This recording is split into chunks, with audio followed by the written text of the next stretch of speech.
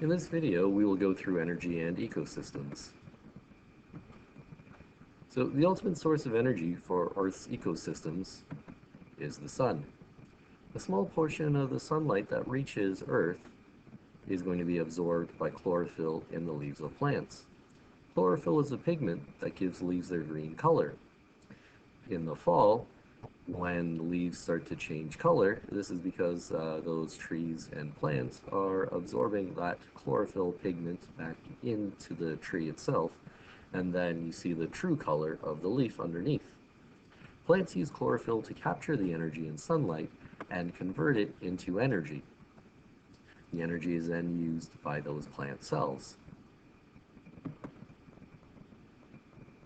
With photosynthesis, this is a process that creates carbohydrates, or sugar, from carbon dioxide, water, and sunlight. Plants take carbon dioxide and water from the environment and produce glucose, or energy, and oxygen. So when we say glucose, this is a type of carbohydrate, and glucose is one of the products of photosynthesis.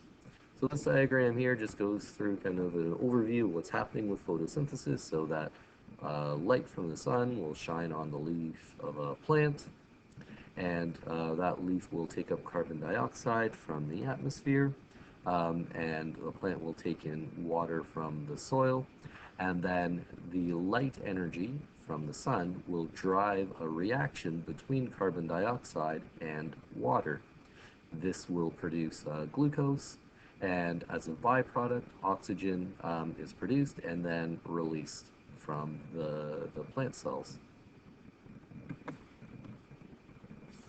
So with glucose now, glucose is an energy supply, and all organisms require glucose for all of life's essential activities.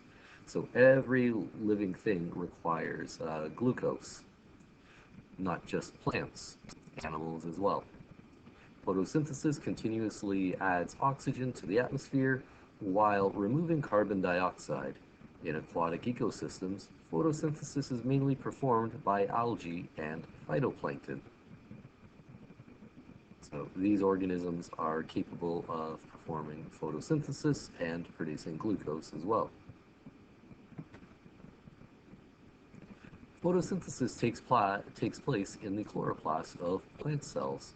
So plant cells have a special organelle called chloroplast, which is where photosynthesis will happen within them.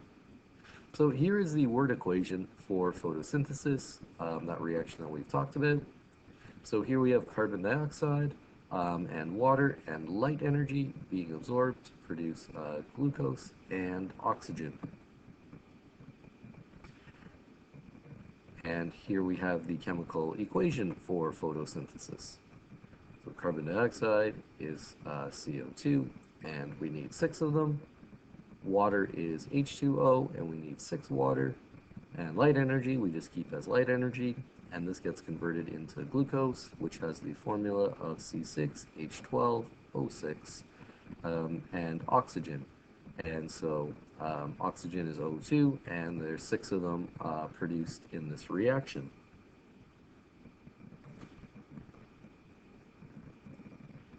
With cellular respiration, this is a process that releases from carbohydrates, or releases energy from carbohydrates, such as glucose, in the presence of oxygen. Cellular respiration is the most common and efficient method of extracting the energy from glucose. So in a plant, for example, where photosynthesis is occurring, where you have CO2 combining with H2O to produce glucose, and then you have oxygen produced as a byproduct, that glucose is used by the cell as a source of energy. So glucose is storing that energy and then to be used later. And so like during the night, for example, when there is no light available, glucose can be that energy source. So in the presence of oxygen, that glucose will be broken down to provide that energy, and then you get the byproducts, CO2 and H2O. So the energy that is stored in glucose is broken down and made available to cells. Cellular respiration will consume oxygen and produces carbon dioxide. Cellular respiration is a series of chemical reactions that occur in the mitochondria and the cytoplasm of cells. So cells have these special organelles called mitochondria, which is where cellular respiration, a lot of cellular respiration will take place. For the word equation for cellular respiration, this is glucose plus oxygen, which reacts. Notice the arrow. We write an arrow, not an equal sign in our equations, in our science equations. And this will generate carbon dioxide, water, and energy. In the chemical equation for cellular respiration, we are taking glucose, C6H12O6, reacting it with oxygen, and we need 6 of them in this case, which will react, and here's our arrow again, to produce 6CO2, 6H2O, plus energy.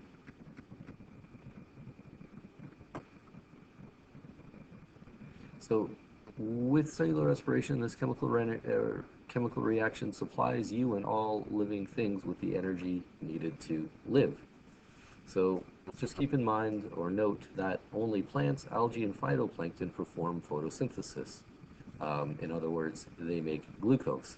All other organisms must get their glucose from consuming other organisms. So think about all the food that you eat. Those are all living things, and when you eat those living things, you are taking their glucose and using it for yourself. Now, if you notice that respiration and photosynthesis seem similar, they are essentially the reverse of each other in terms of equations. So if you compare respiration and photosynthesis, in respiration, energy is released, whereas photosynthesis, that energy is stored.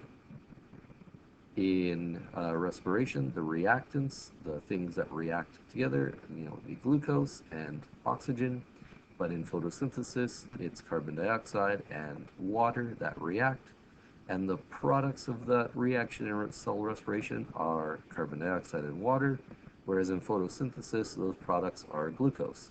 So these reactions are the opposites of each other. So human activities now can disrupt the balance between photosynthesis and cellular respiration. Clearing of vegetation will lead to an increase in CO2 in the atmosphere by taking away a carbon reservoir. So, when we remove those trees, we release the carbon that was trapped in them, or we take away those trees now that would act at removing carbon dioxide from the atmosphere. And then burning of forests also directly increases CO2 in the atmosphere. Burning those trees releases CO2 into the atmosphere. And burning fossil fuels increases the amount of carbon dioxide in the atmosphere. And so, when we talk about fossil fuels, as we mentioned before, it's fuel formed from the organic matter of organisms that lived millions of years ago, and it includes coal, oil, and natural gas, and gasoline as well. So increases in carbon dioxide will contribute to global warming and climate change, and there are ways to reduce CO2 or carbon dioxide, such as planting trees, walking or carpooling, so like using cars less, and reducing electricity use. So that ends this video for energy and ecosystem.